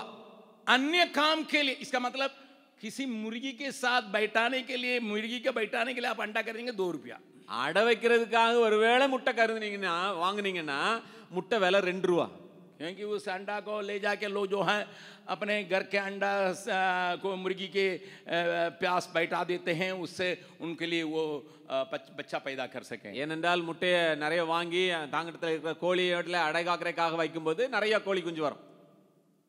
तो 2 रुपया 2 ரூபா. मैंने पूछा, उसका नाम सन्मुख सुंदरम. நான் அவர் நண்பனுடைய பேரு சண்முக சுந்தரம். அவர்கிட்ட கேட்டேன், अरे बेवकूफ, वो तुमको धोखा नहीं दे सकता है. நான் கேட்டேன், ஏய் உன்னைய முட்டாளாக்க முடியாதா வாங்க வர்றவன்? वो बोलने वाला बोलेगा अंडा हम आमलेट के लिए दे रहे हैं, ले रहे हैं, ले जाके मुर्गी में रख देगा. வாங்க வர்றவன் தான் ஈஸியா சொல்லிடலாமா, நான் ஆம்லெட் பண்ணி சாப்பிட போறேன், வீட்டுல போய் கோழியில அடை காக்க வச்சிருவான். तुम्हें मालूम नहीं, हम बेवकूफ नहीं है, हम उससे बुद्धिमान है. என் நண்பன் சொன்னா, நான் ஒன்னும் முட்டாள் இல்ல, அவனோட நான் புத்திசாலி. अगर वो अंडा आमलेट के लिए मांगेगा, ஒருவேளை ஆம்லெட் பண்ணி சாப்பிடுறதுக்காக मैं उस अंडा के नीचे जो बड़ा बाग है उसमें पिन से एक छेद कर दूंगा बस. அந்த முட்டையினுடைய ஒரு பக்கம் கொஞ்சம் அகலமா இருக்குமே, ஆம்லெட்டுக்காக வாங்கினா அதுக்கு கீழே ஒரு ஊசி வச்சு நான் ஒரு சின்ன ஓட்டை போட்டுருவேன். क्या ही नहीं पड़ेगा, அது வெளியே தெரியாது. लेकिन जो अंडा के नीचे एक बाग में थोड़ा सा हवा है वो निकल जाएगा. அந்த முட்டைக்கு கீழே ஒரு சின்ன போர்ஷன்ல கொஞ்சம் காத்து இருக்கும், அது வெளியே வந்துடும். अगर 21 दिन नहीं 40 दिन भी रखिएगा वो अंडा से बच्चा नहीं निकलेगा. 21 நாள் இல்ல 40 நாள் வச்சாலும் அதுல இருந்து கோழி குஞ்சு வராது. और वो सही बात को कह के मांगेगा, मैं कुछ नहीं करूंगा. நான் உண்மையா சொல்லி வாங்குனாங்கன்னா நான் ஒண்ணும் செய்ய மாட்டேன். बगल वाला से पहले पूछ लीजिएगा, मैं आगे बढ़ाने के पहले. நான் தொடர்ந்து பேசுறதுக்கு முன்னாடி பக்கத்துல உங்களை பார்த்து கேளுங்க, आप हवा निकाला हुआ अंडा है या ऐसे ही अंडा है? நீங்க நல்ல முட்டையா காத்து போன முட்டையா? कुछ लोगों का अंडा से हवा निकल गई. கொஞ்சம் பேருடைய முட்டையில காத்தே இல்ல, காத்து எப்போ போயிருச்சு. इसलिए 10 साल हो गए, एक आत्मा का भी जीता नहीं. எனவே தான் 10 வருஷம் ஆகியும் ஒரு ஆத்மா கூட உள்ள வரல. एक को भी तैयार नहीं किया है, ஒருத்தரை கூட ரெடி ஆக்கல. ये अंडा अंडा ही रह गया. இந்த முட்டை முட்டையா தான் இருக்குது. मेरी बात को थोड़ा ध्यान से सुनिए, என்னுடைய காரியங்களை கொஞ்சம் கவனமா கேளுங்க. शत्रु इस प्रकार के कार्य को करने के लिए कई प्रकार का उपाय इस देश में कर चुका है. இப்படிப்பட்ட காரியங்களை சத்துரு செய்வதற்காக இந்த தேசத்திலே ஏற்கனவே ஏராளமான காரியங்களை செய்து விட்டான். और बहुत से कानून बनाया गया है और बनाया जाएगा. अनेक விதமான சட்ட திட்டங்கள் உண்டாக்கப்பட்டு விட்டது, உண்டாக்க கூடும். प्यारों थोड़ा ध्यान से सुनिए, பிரியமானவர்களே கொஞ்சம் கவனமாய் கேளுங்க. हमें बहुत बहुत बहुत होशियारी के साथ परमेश्वर के ताकत में काम करने की आवश्यकता है। நாம் மிக மிக மிக ஜாக்கிரதை உள்ளவர்களாய் தேவ பலத்திலே நாம் ஊழியம் செய்ய வேண்டிய அவசியம் உண்டு. हिंदी अनुवाद मिलेगा बुद्धिमानी से फिरौन ने काम किया करके लिखा है. ஹிந்தியில் எழுதப்பட்டிருக்கிறது ரொம்ப புத்தியுள்ளவனாய் அவன் வேலை செய்தான் என்று சொல்லி. इनको बढ़ने नहीं देना, இந்த ஜனங்களை எண்ணிக்கை அதிகமாயிர கூடாது, और इनका सामर्थ बढ़ने नहीं देना, அவர்களுடைய வல்லமையும் அதிகமாயிட கூடாது. प्यारों थोड़ा ध्यान से सुनिएगा, பிரியமானவர்களே கவனமாய் கேளுங்கள். इस देश में कई कानून बनाया गया है, बनाया जा रहा है. அந்த தேசத்திலே अनेक சட்டங்கள் உண்டாக்கப்பட்டிருக்கிறது, இன்னும் வரக்கூடிய நாட்களில் உண்டாக்கப்பட போகிறது. प्रभु आपसे हमसे बातचीत करने पाए, ஆண்டவர் உங்களோடு என்னோடு கூட பேசுவாராக. आज सवेरे आपसे बातचीत करने पाए, ஆண்டவர் இந்த காலை வேளையில உங்களோடு கூட பேசுவாராக. आपका समझ को खोलने पाए, உங்களுடைய புரிந்து கொள்ளுதலை ஆண்டவர் பெரிதாக்குவாராக. आपके सामर्थ को नष्ट करने के लिए, बर्बाद करने के लिए शत्रु उपाय बना लिया है. உங்களுடைய வல்லமையை குறைத்து போடவும் அழித்து போடவும் சத்துரு अनेक உபாய தந்திரங்களை உண்டு பண்ணி இருக்கிறார். हमारा देश में ऐसे कानून बनाया गया है जिसके विरोध में आज किसान पंजाब और हरियाणा में लड़ रहे हैं. நம்முடைய தேசத்திலே அப்படிப்பட்ட अनेक சட்டங்கள் ஏற்றப்பட்டிருக்கிறது. அங்கே விவசாயிகள் ஹரியானாவிலும் பஞ்சாபிலும் போராடி கொண்டிருக்கிறார்கள். कुछ लोगों को बहुत बड़ा बनाने के लिए अन्य लोगों को सताने की काम किया गया है. इसको किसान लोग समझने के चलते आंदोलन में कई दिन से लगे रहे हैं. ஒரு சிலரை மிகவும் பெரிய இடத்திற்கு கொண்டு போவதற்காக ஏராளமான கூட்டங்களை அவர்கள் நசுக்குகிறார்கள். அதனுடைய காரியங்களுக்காக அந்த ஜனங்கள் போராடுகிறார்கள். जिस देश में गरीब लोग सताए जाएंगे, எந்த தேசத்திலே எளியவர்கள் ஒடுக்கப்படுகிறார்கள், जिस देश में साधारण लोगों को सुविधाएं नहीं दी जाएगी, எந்த தேசத்திலே சாதாரண மனிதர்களுக்கும் வாய்ப்புகள் வசதிகள் கொடுக்கப்படவில்லையோ, उस देश परमेश्वर के प्रकोप के लिए योग्य ठहरता करके बाइबल साफ बतलाती है. வேதம் சொல்லுகிறது அப்படிப்பட்டதான தேசம் தேவ கோபாக்கினைக்கு நேராக வருகிறது. इसलिए हमारा देश परमेश्वर का प्रकोप ऐसे ही पाया जाता और पाए जाने की जगह पर धकेला जा रहा है इन कानूनों के वजह से. இப்பொழுதே நம்முடைய தேசம் தேவ கோபாக்கினைக்கு நேராக இருக்கிறது. இன்னும் அவைகளுக்கு நேரே தள்ளப்படக்கூடிய ஒரு காலத்திலே வந்திருக்கிறோம். मेरी बात को थोड़ा ध्यान से என்னுடைய सुनिएगा. காரியங்களை கவனமாய் கேளுங்கள். भूटान जाइएगा, பூட்டான் தேசத்திற்கு போவீர்களானால் वहां अगर आपका सर्टिफिकेट में आप क्रिश्चियन करके लिख लिया, ஒருவேளை உங்களுடைய சர்டிபிகேட்ல கிறிஸ்டியன் என்று எழுதி விட்டீர்களானால் आपको एजुकेशनल लोन नहीं मिलेगा. எஜுகேஷனல் லோன் நீங்கள் பெற்றுக்கொள்ள முடியாது. आप पढ़ने के लिए आगे बढ़ नहीं सकते हैं, நீங்கள் படிப்பதற்காக முன்னேற முடியாது. वहीं रुक जाएगा. எங்கே இருக்கீங்களோ அங்கதான் இருக்கணும். क्योंकि आपको मालूम है भूटान में बुद्धिस्ट धर्म को मानने वालों को ही जगह है, वो उसका देश का धर्म करके ऐलान किया गया है. உங்களுக்கு தெரிந்திருக்க வேண்டும், பூட்டான் தேசத்திலே புத்த மதத்தை சார்ந்தவர்களுக்கு மாத்திரம்தான் அங்கே காரியங்கள் உண்டு. इसलिए मसीह बन जाने से वहां आपके लिए दिया हुआ मौका छीना जा सकता है. எனவே நீங்கள் கிறிஸ்தவர்களாய் மாறிவிட்டீர்கள் என்றால் உங்களுக்கு என்று கொடுக்கப்படுகிற வாய்ப்புகளும் காரியங்களும் அங்கே பறிக்கப்படும். इस देश में भी ऐसी बातें बनाया जाती हैं. இந்த தேசத்திலும் அப்படிப்பட்ட காரியங்கள் உண்டாக்கப்படும். हमारा शिक्षा का एक नई पॉलिसी निकाला गया है. நம்முடைய தேசத்திலே ஒரு புதிய பாலிசியை கொண்டு வந்திருக்கிறார்கள். किसानों के लिए एक पॉलिसी निकाला गया है. விவசாயிகளுக்கு என்று தனியான ஒரு பாலிசி வந்திருக்கிறது.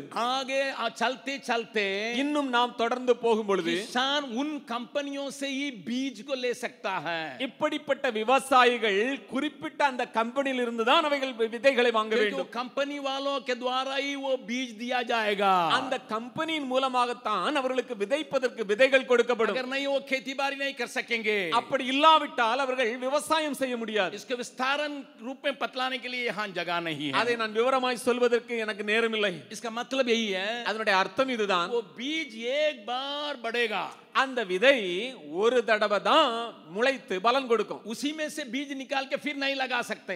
அதிலிருந்து வருகிற கனிகளையோ காரியங்களை கொண்டு மறுபடியும் நீங்கள் விதை உண்டாக்க முடியாது. जैसा ब्रायलर का हमारा मुर्गी है, நம்முடைய பிராய்லர் கோழி மாதிரி उसको वो अंडा देती है, அது முட்டை கொடுக்கும், परंतु वो बैठती नहीं अंडा के ऊपर. அது அது அது முட்டையில உட்கார்ந்து அடகாக்க முடியாது. वो अंडा के ऊपर बैठती नहीं है. அது முட்டைக்கு மேல உட்கார்ந்து அடகாக்க முடியாது. उसके अंदर ये दर्शन नहीं, मेरे जैसे एक और का खड़ा करेंगे, ये दर्शन नहीं है. அந்த அந்த கோழிக்குள்ள அந்த தரிசனம் எல்லாம் கிடையாது. என்ன மாதிரி இன்னொன்னு உண்டாக்கும். एक और बार बाल वाला से पूछ लिया, आप ब्रायलर मुर्गी हैं क्या?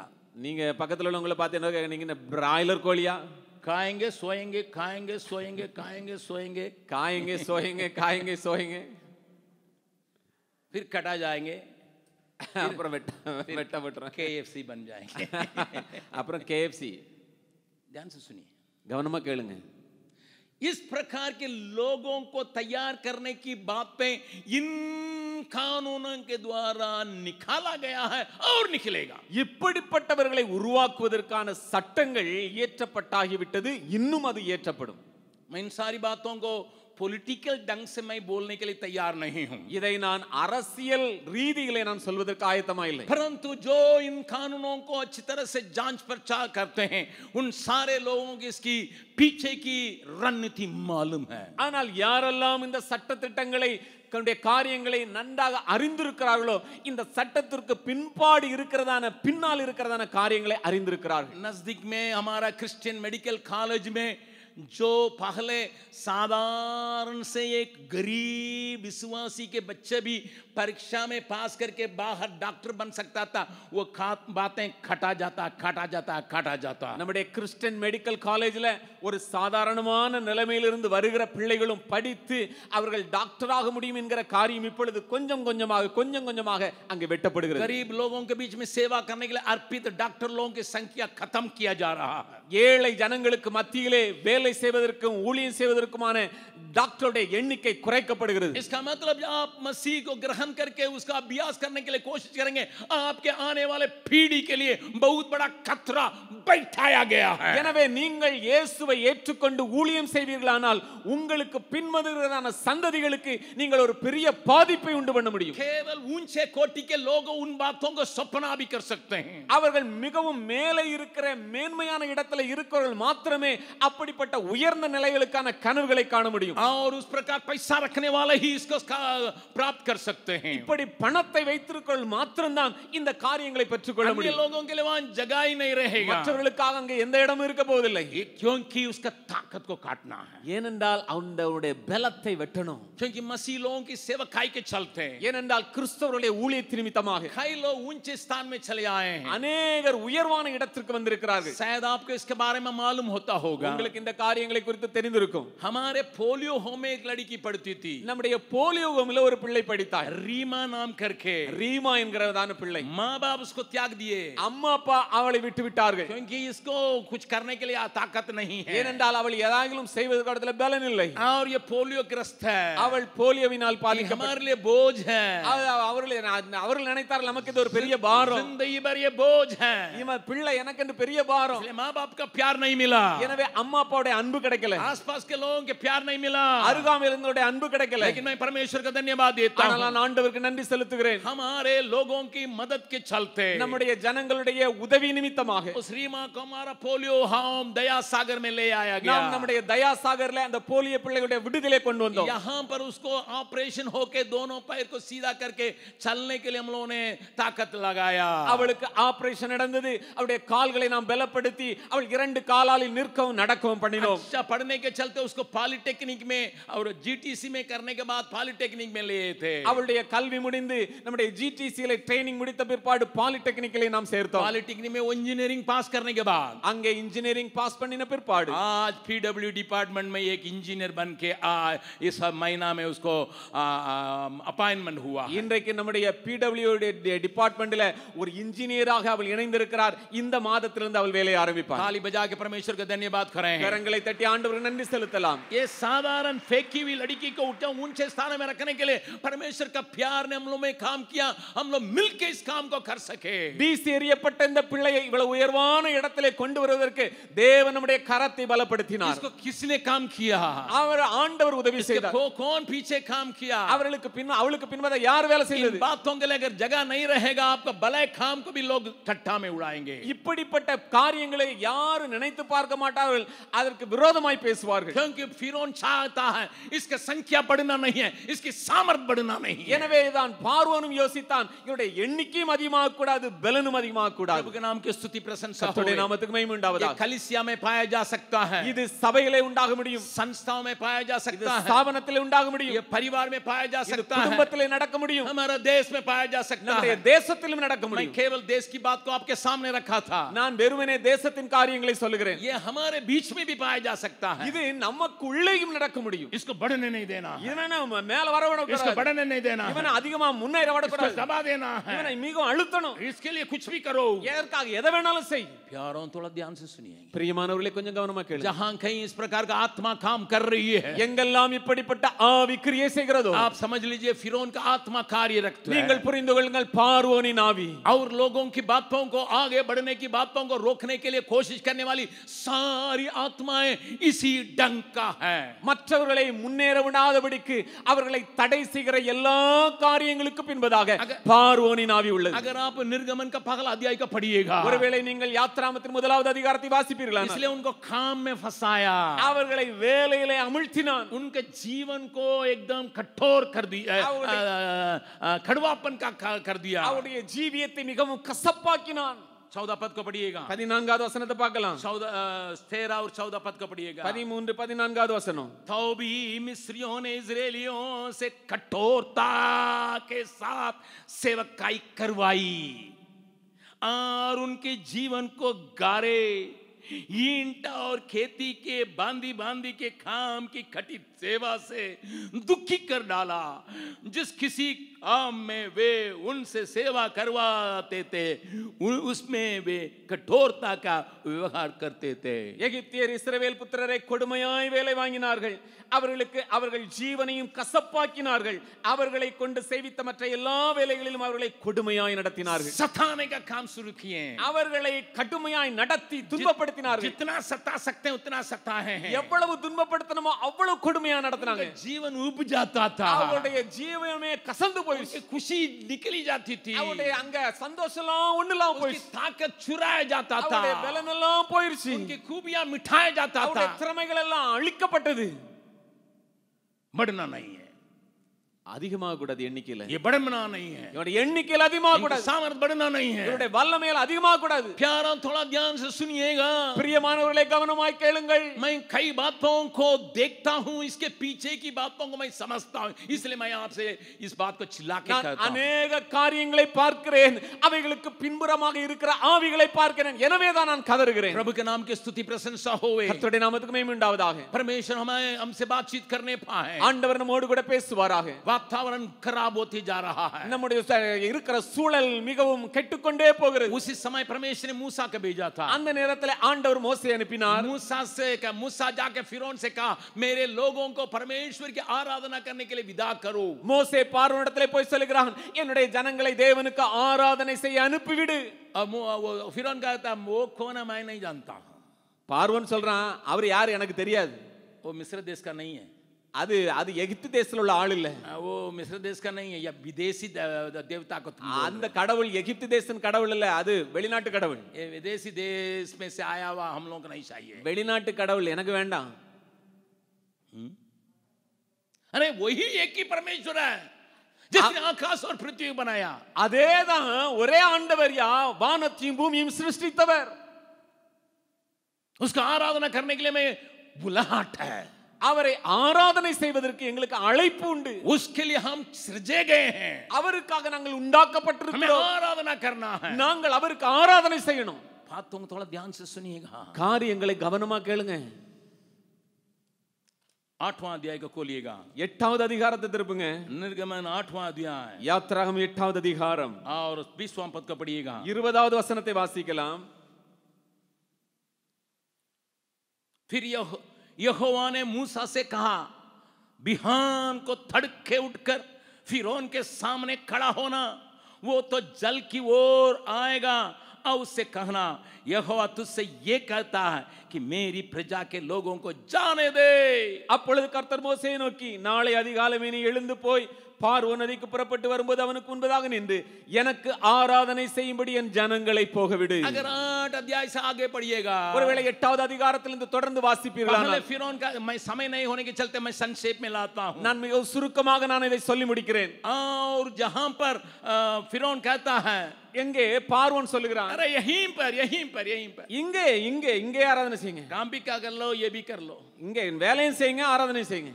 मूसा कहता नहीं नहीं नहीं नहीं, மோசே சொல்றான் இல்ல இல்ல हमको जंगल में जाना है। இல்ல நாங்க வனாந்தரத்துக்கு போறோம். करने खाने का मतलब यही है, அவன் சொல்லுவதனுடைய அர்த்தம் இது, मेरे तरीका से काम करोगे करोगे, अगर नहीं है नहीं। ஏன் முறைமையின்படி வேலை செஞ்சா செய், இல்லன்னா செய்ய முடியாது. मूसा का कहना परमेश्वर के नियम के अनुसार हमें काम करना है। மோசேனுடைய காரியம் என்ன? தேவனுடைய முறைமையின்படி நாங்கள் காரியங்களை செய்யணும். परमेश्वर की तरीका से हमें काम करना है, தேவனுடைய முறைமையின்படி காரியங்கள் செய்யணும். लेकिन फिरौन का कहना हमारे कहने के अनुसार करो। ஆனா பார்வோன் சொல்றான் ஏன் நான் ஏன் முறைப்படி தான் செய்யணும். जो भी व्यक्ति कहता है मेरे करना के अनुसार कहो करो करो करो करो, समझ लीजिए फिरौन की आत्मा उसमें काम कर रही है। எந்த மனிதன் சொல்லுகிறானோ ஏன் முறையின்படி நான் நினைக்கிற மாதிரி தான் செய்யணும், அதற்கு பின்பதாக பார்வோனின் ஆவி, परमेश्वर की तरीका से नहीं, ஆண்டவருடைய முறைமையின்படி அல்ல, परमेश्वर की प्रेरणा से नहीं, ஆண்டவருடைய வழிநடத்தலின்படி அல்ல, परमेश्वर की बातों से नहीं, ஆண்டவருடைய காரியங்களின் அடிப்படையில் இல்ல. प्रभु हमसे बातचीत करने पाए। ஆண்டவர் நம்மோடு கூட பேசுவாராக. मूसा कहता है மோசே சொல்லுகிறான் हमको जाना है, எங்களுக்கு போணும். फिर फिरौन कहता है அப்புறம் பார்வோன் சொல்றான் अरे सुनो तुम केवल आदमी लोग जाओ, औरतों को बच्चों को और सब भेड़ बकरियों यही छोड़ के जाओ। அப்புறம் பார்வோன் சொல்றான் ஆம்பளைங்க நீங்க எல்லாம் போங்க, அங்க பெண்கள் பிள்ளைகள் ஆடு மாடல் இங்கே இருக்கட்டும். नहीं नहीं नहीं, हमारे बच्चे भी जाएंगे, அவன் சொல்றான் இல்ல இல்ல இல்ல இல்ல பிள்ளைகள் வரணும், हमारे परिवार जाएंगे, என்னுடைய குடும்பமும் வரணும், हमारे बाल हमारे भेड़ बकरियां जाएंगे, என்னுடைய ஆடு மாடு எல்லாமே போகணும். नहीं नहीं, இல்ல இல்ல ये संघर्ष वहां होते रहता அங்க है। அந்த போராட்டம் இருக்குது. एक बात को मैं कह के मैं आगे बढ़ रहा हूं। ஒரு காரியத்தை சொல்லி நான் தொடர்ந்து முன்னேறி मूसा போறேன். का कहना क्या है? மோசேனுடைய சொல்றதுடைய जब हम அர்த்தம் என்ன? परमेश्वर की आराधना करते हैं, நாங்கள் ஆண்டவருக்கு ஆராதனை செய்கிறோம், हमारे संपूर्ण बातें परमेश्वर का है, எங்களுடைய முழு காரியம் ஆண்டவருக்குரியது, इन सारी बातें परमेश्वर का है, எங்களுக்கு உண்டானவைகள் எல்லாம் தேவனுக்குரியது, परिवार परमेश्वर का है, எங்களுடைய குடும்பம் मेरे தேவனுக்குரியது, बाल बच्चे परिवार का எங்களுடைய परमेश्वर का है, பிள்ளைகள் தேவனுக்குரியது, मेरे धन दौलत परमेश्वर का है, எங்களுக்கு உண்டான பொன் பொருள்கள் எல்லாம் भेड़ தேவனுக்குரியது, बकरी सब परमेश्वर का है। எங்களுக்கு இருக்கிறதான ஆடு மாடு எல்லாம் அவருடையது. इसके लिए सारे मन, सारे धन, सारे बल, सारे आत्मा से हम आराधना करने के लिए चाहते हैं। எனவே நாங்கள் முழு பலத்தோடும் முழு ஆவியோடும் முழு பலத்தோடு நாங்கள் ஆராதனை செய்ய விரும்புகிறோம். फिरौन का काम क्या है? பார்வோனுடைய வேலை என்ன? ना ना ना ना, थोड़ा बहुत आराधना कर लो, இல்ல இல்ல இல்ல இல்ல கொஞ்சம் ஆராதனை செஞ்சா போதும், थोड़ा बहुत समर्पण कर लो, கொஞ்சம் அர்ப்பணம் இருந்தா போதும், थोड़ा बहुत परमेश्वर को दे दो, கொஞ்சம் ஆண்டவர் கொடுத்தா போதும், बाकी तब तुम्हारा रहेगा। மற்றதெல்லாம் உனக்கு இருக்கும்.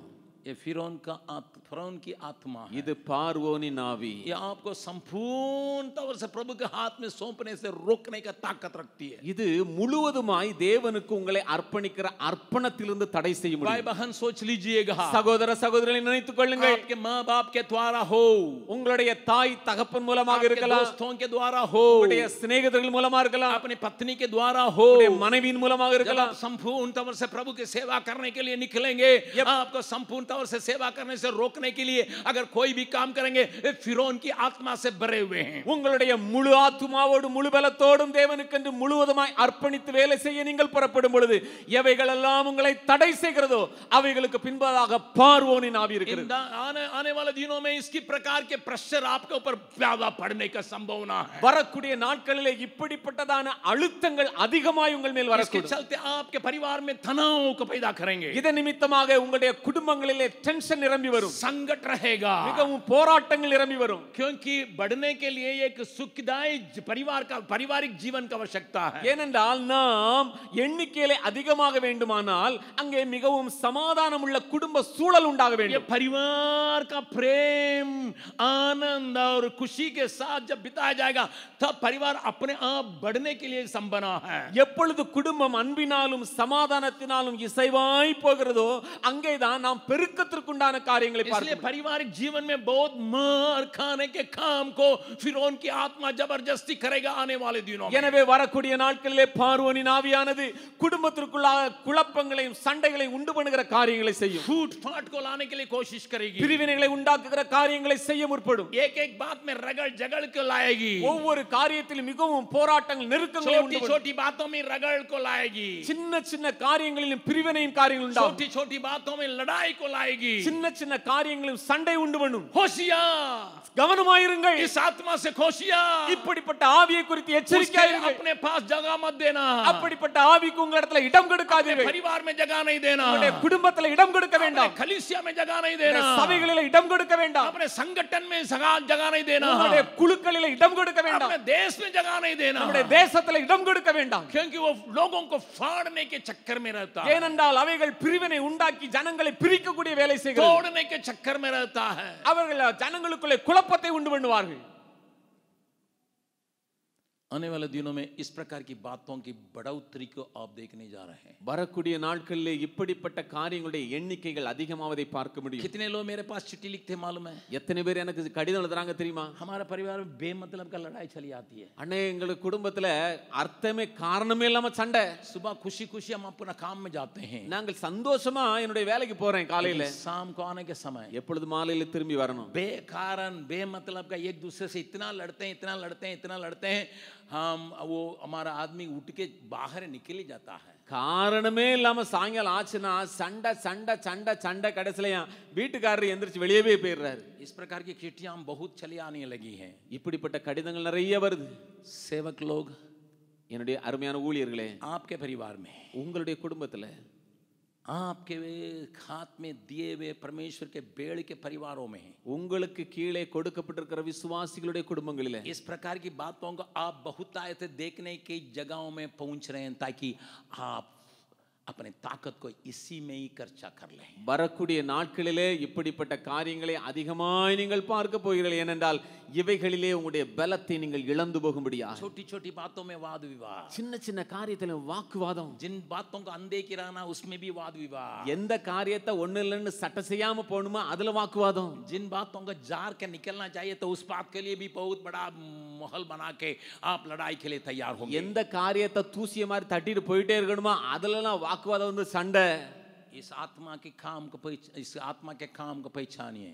இந்த ஆத்துமாவின் இந்த ஆவியினுடைய காரியத்தை கவனியுங்கள். अगर नहीं पहचानेंगे बर्बाद किए जाएंगे। ஒருவேளை நீங்க இதை அடையாளம் கண்டு கொள்ளலனா நீங்கள் அழிக்கப்படுவீர்கள். आप बर्बाद होने से तो शत्रु बहुत खुशी मना सकता है। நீங்கள் அழிக்கப்படும் பொழுது சத்துரு மிகவும் சந்தோஷப்படுவான். आप बर्बाद हो जाने से, आप नाकाम होने से शत्रु बहुत आनंद मनाता है। நீங்கள் அழிக்கப்படும் பொழுது அல்லது வேலைக்காதவர்களாய் போகும் பொழுது சத்துரு மிகவும் களி கூறுவான். एक और काम को शत्रु ने किया। இன்னும் ஒரு காரியத்தை சத்துரு செய்யக்கூடும். पहला अध्याय को देखिएगा, पहला अध्याय का निर्गमन पहला अध्याय का 11वां पद को देखिएगा। யாத்திரா முதலாவது அதிகாரம் 11வது வசனத்தை பார்க்கலாம்.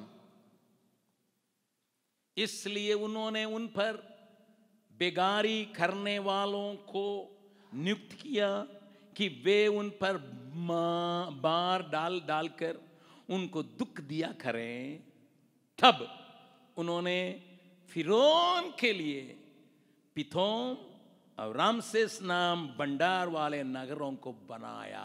அப்படியே அவர்களை சுமை சுமக்கிற வேலையினால் ஒடுக்கும்படிக்கு அவர்கள் மேல் விசாரணைக்காரனை வைத்தார்கள். அப்பொழுது அவர்கள் பார்வோனுக்காக பித்தோம் ராம்சேஸ் என்னும் பண்டக சாலைகளை கட்டினார்கள். यहाँ परमेश्वर के लोग फिरौन के लिए काम कर रहे हैं। இங்கே தேவனுடைய ஜனங்கள் பார்வோனுக்காக வேலை செய்கிறார்கள். फिरौन के लिए बड़े बड़े भंडारों को तैयार कर रहे हैं। பார்வோனுக்காக பெரிய பெரிய பண்ட சாலைகளை கட்டுகிறார்கள். ये परमेश्वर के हैं, இவர்கள் தேவனுடையவர்கள், परमेश्वर के लिए बुलाए गए हैं, இவர்கள் தேவனுக்கென்று அழைக்கப்பட்டவர்கள். काम कर रहे हैं शत्रु के लिए, ஆனால் வேலை செய்கிறார்கள் சத்ருவுக்காக, शत्रु को मजबूत बनाने के लिए, சத்ருவை பலனுள்ளவனாய் மாற்றும்படியாக, शत्रु को प्रसिद्ध बनाने के लिए, சத்ருடைய பெயரை பிரஸ்தாபப்படுத்துவதற்காக. किसको इस्तेमाल कर रहा फिरौन? பார்வோன் யாரை உபயோகப்படுத்துறான்? किसको इस्तेमाल कर रहा है? பார்வோன் யாரை உபயோகப்படுத்துகிறான்? परमेश्वर के लोगों को अपने लाभ के लिए इस्तेमाल कर रहा है। தேவனுடைய ஜனங்களை தன்னுடைய லாபத்துக்காக. होशियार, ஜாக்கிரதையா இருப்போம். जो भी काम आप करते हैं, என்ன வேலைலாம் நீங்க செய்றீங்களோ, कुछ भी काम करते हैं, நீங்க என்ன வேலை செய்தாலும் சரி, बाइबल बतलाती है कुछ भी करो परमेश्वर की महिमा के लिए करो। வேதம் சொல்லுகிறது நீ எதை செய்தாலும் தேவநாமத்துக்கு மகிமையாய் செய். खाओ पियो उसमें भी परमेश्वर की महिमा के लिए करो। குடிச்சாலும் சாப்பிட்டாலுமே தேவநாம மகிமைக்காக. आप एक एक काम करने के पहले पूछ लिए काम मैं किसके लिए करता हूँ? வரக்கூடிய நாட்களில் வேலை செய்யறதுக்கு முன்னதாக கேளுங்க, நான் இதை யாருக்காக செய்கிறேன், किस बात के लिए करता हूँ, என்ன காரணத்துக்காக செய்கிறேன், क्या शत्रु को मजबूत होने के लिए करता हूँ, இது சத்ருவை பலனடைய பண்ணுவதற்கா, या परमेश्वर के लिए करता हूँ, அல்லது ஆண்டவருக்காக செய்றேனா? शायद दुख उठाता हूं, ஒருவேளை நான் பாடுகளை அனுபவிக்கலாம், और बहुत प्रकार परिश्रम करता हूं, நான் அதிக விதமான பிரயாசங்களை लेकिन செய்யலாம். किसके लिए मैं करता हूं, ஆனால் யாருக்காக செய்கிறேன்? किसके लिए करता हूं, யாருக்காக செய்றேன்? ये प्रश्न को पूछ के आप उस काम में हाथ लगाइए. அந்த கேள்வியை கேட்டுக்கொண்டே நீங்க அந்த வேலையில ஈடுபடுங்க. 5 प्रकार की बात को मैंने आपके सामने रखा. 5 விதமான காரியங்களை உங்கள் மத்தியில வச்சு. बढ़ना नहीं, அவர்கள் எண்ணிக்கையில் அதிகமாக கூடாது, सामर्थ्य नहीं होना है. அவர்கள் பலனுள்ளவர்களாய் மாற கூடாது. सामर्थ्य हो जाएंगे,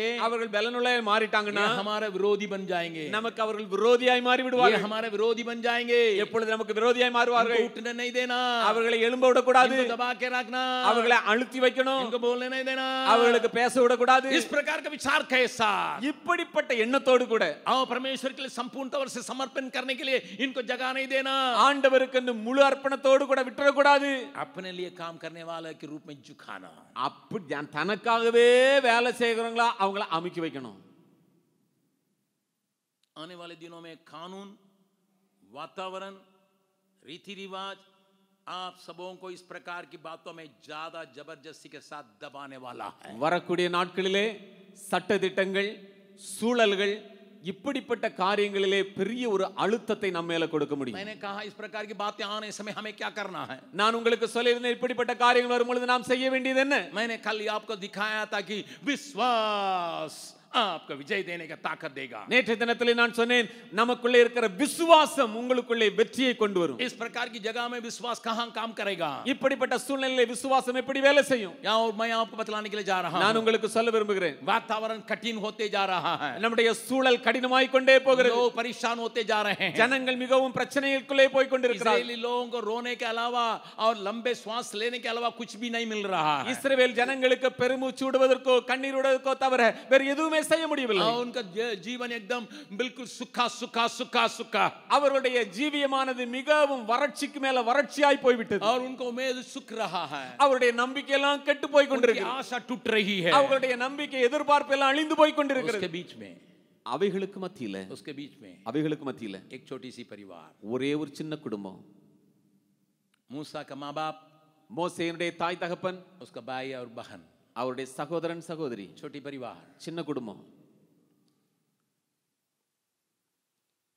जोसेफस नाम करके एक व्यक्ति ने कुछ ऐतिहासिक बातों को जांच के किताबें लिखी है. ஜோசபர்ஸ் என்று சொல்லக்கூடியதான ஒரு மனிதன் இந்த வரலாற்று காரியங்களை இணைத்து ஒரு புத்தகத்தை வெளியிட்டார். बाइबल के बारे में बहुत अध्ययन किया, பைபிளை குறித்து அதிகமான காரியங்களை அவர் தியானித்தார். बाइबल की घटनाओं के बारे में ऐतिहासिक तौर से प्रूफ के साथ लिखने के लिए कोशिश किया. அவர் வேதத்தின் காரியங்களை வரலாற்று சம்பவங்களோடு கூட இணைத்து அவர் ஆராய்ச்சி செய்ய முற்பட்டார். जिन बातें बाइबल में भी नहीं है उसको भी वो कोड़ के निकाला. வேதத்தில் இல்லாத காரியங்களையும் அவர் ஆராய்ந்து தோண்டி எடுத்தார். उसने एक बात को लिखा है, அவர் ஒரு காரியத்தை சொன்னார்.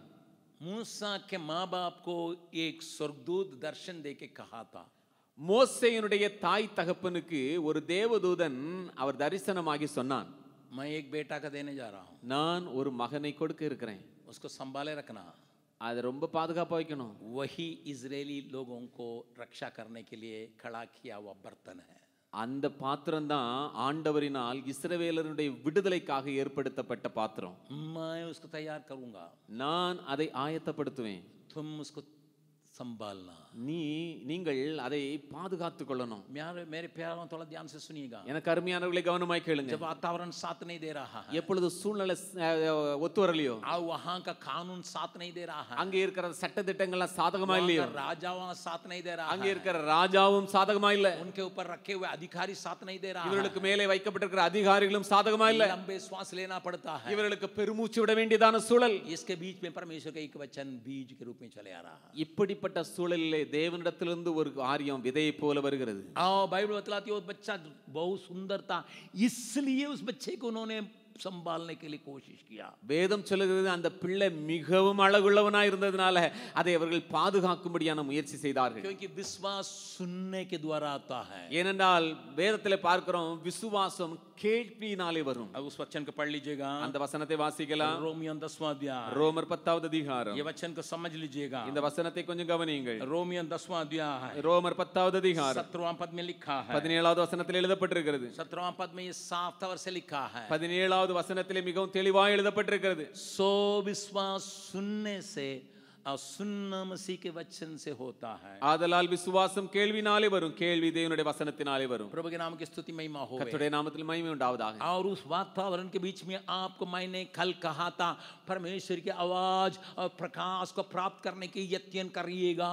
நான் நேற்று தினத்திலே சொன்னேன், இப்படிப்பட்ட சூழல்கள் நெருக்கி வரும் பொழுது ஆண்டவரிடத்திலிருந்து வருகிற பிரகாசத்தையும் வெளிச்சத்தையும் வார்த்தையும் நீங்கள் வாஞ்சித்து தேடுங்கள்। प्रकाश को प्राप्त करने के लिए कोशिश कीजिएगा। அப்படியே நீங்கள் அதை பெற்றுக்கொள்வதற்கு முயற்சி செய்யுங்கள்। उसको धर लीजिएगा, அதை நீங்கள் காத்துக்கொள்ளுங்கள்। उसको पकड़ लीजिएगा, அதை நீங்கள் பிடித்துக் கொள்ளுங்கள்। उसको पीछे कीजिएगा, அதற்கு பின்பதாக நீங்க போங்க। वातावरण विरोध में होने से भी उसको पकड़ लीजिएगा। நீங்கள் சூழல் எல்லாம் உங்களுக்கு எதிரிட்டு வந்தாலும் அதை பற்றிக் கொள்ளுங்கள்। परमेश्वर कार्य को पूरा करेगा।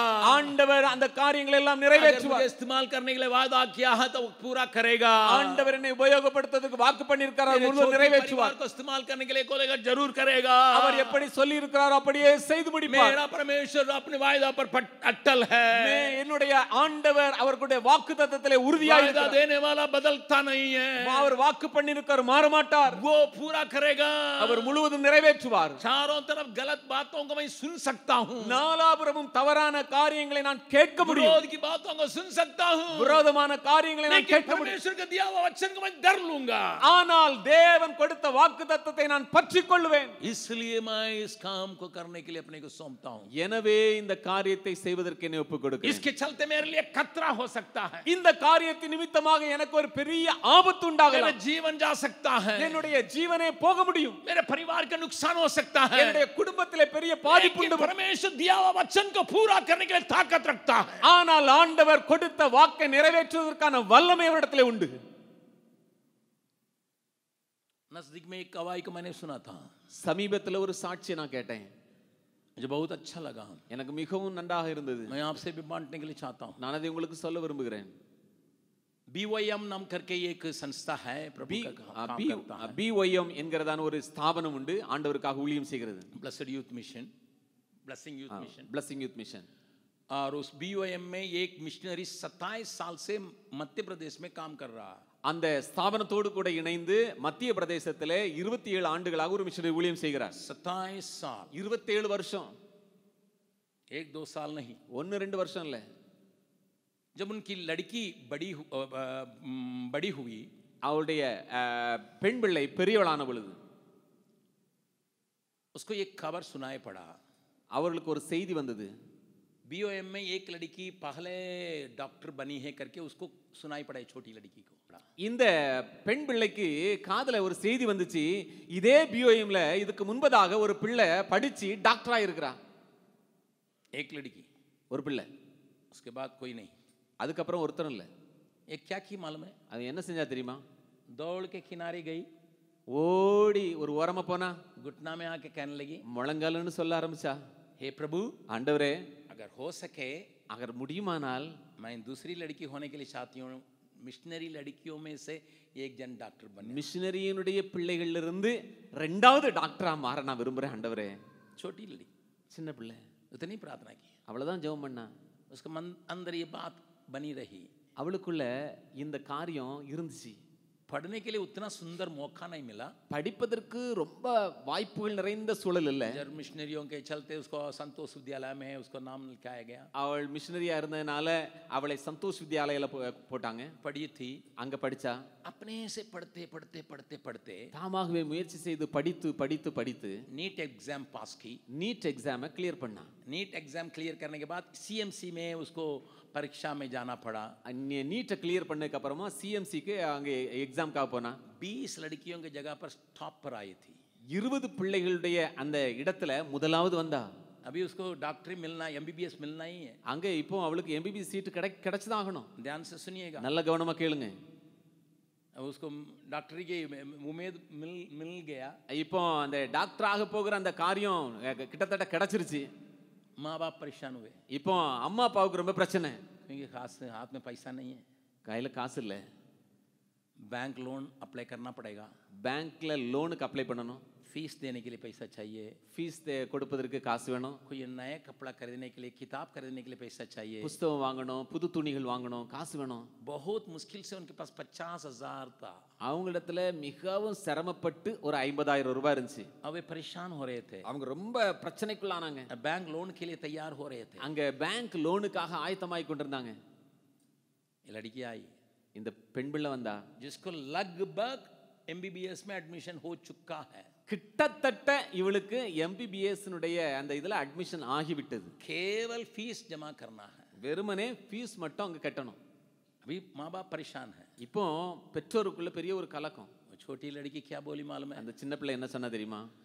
14 साल के पहले मैंने प्रार्थना की, 14 ஆண்டுகளுக்கு முன்பதாக நான் ஜெபம் செய்தேன். प्रभु अगर तेरी इच्छा मैं डॉक्टर बनूंगी. ஆண்டவரே இது உம்முடைய சித்தமா இருக்குமானால் நான் டாக்டர் ஆவேன். अभी रास्ता खुला है, இப்போ பாதைகள்லாம் கொஞ்சம் கொஞ்சமா திறந்துருச்சு.